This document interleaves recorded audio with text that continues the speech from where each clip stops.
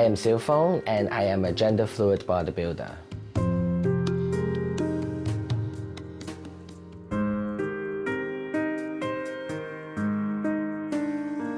I always didn't feel very fit in, and I didn't really know why.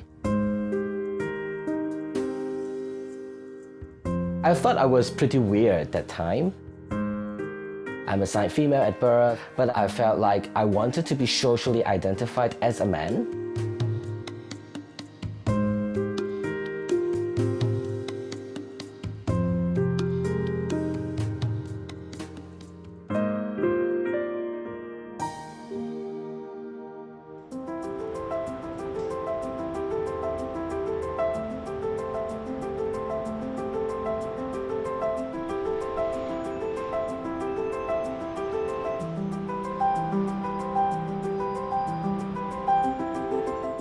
Hong Kong is still pretty lagging behind, in comparison with a lot of Western communities.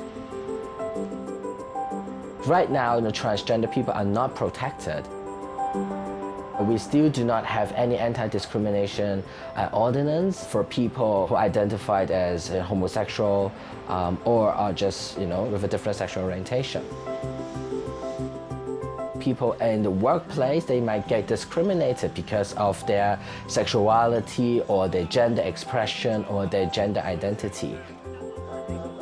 In relation to LGBT issues, we are not protected by legal rights.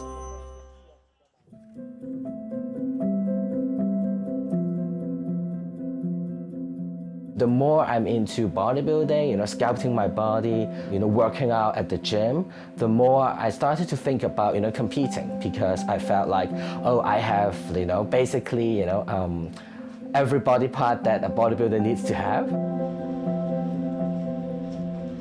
Because I was legally female, I had to compete in the female category.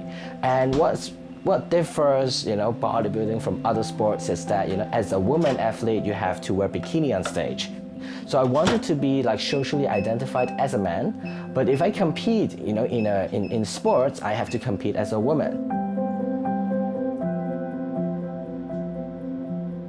Being a bodybuilder, going on stage as a female athlete, enjoying, at the same time wanting to be more socially identified as a man, I realized the possibility of being more fluid, more fluid in terms of how I express myself.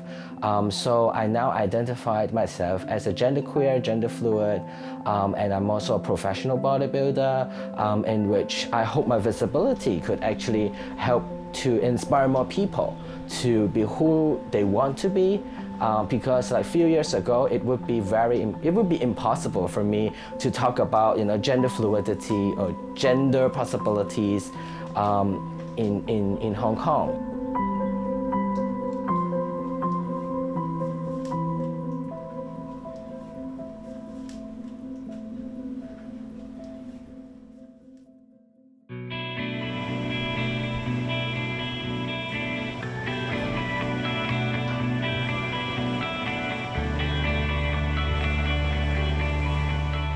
I wanted to, in the philosophical or academic way, want to, understand whether, we can embody more than, for example, embody more than one gender identity within a body.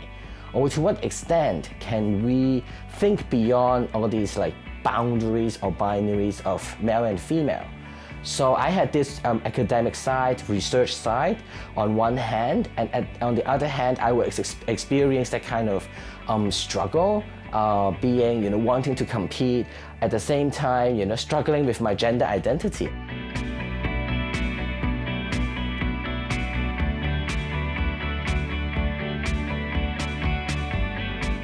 If I have to go back to 10 years ago to tell the me from 10 years ago, I would tell her that, it's okay to be yourself, and it's okay to be different, and you are never alone in your journey, and there will be always people who will be supporting you as long as you persist in your beliefs.